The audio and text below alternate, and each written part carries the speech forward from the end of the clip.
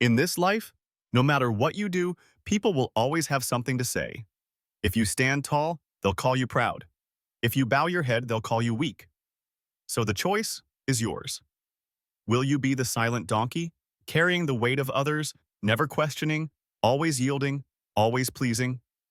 Or will you be the wolf, walking alone if you must, but always commanding respect? Too often we see kind souls, people with golden hearts, being trampled on. Not because they're weak, but because they never said no. Because they gave and gave and gave until they had nothing left. But understand this: kindness without boundaries is not virtue, it's a cage. And the more you let people walk over you, the more they begin to think it's their right to do so. You were not created to be used and discarded. You were not born to be someone's stepping stone.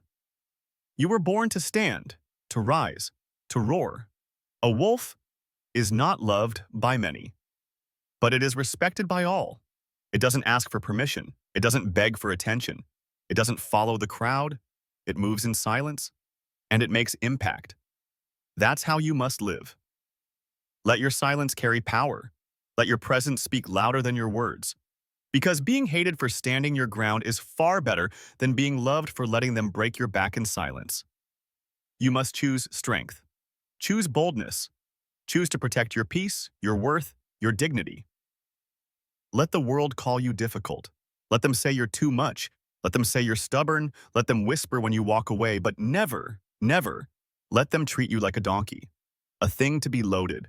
A thing to be used. Be the wolf. Be the one they think twice about crossing. Not because you're cruel, but because you know your value. A wolf walks alone, but it walks with purpose. It may be silent, but its presence is known. So no, you don't have to shout, you don't have to fight every battle.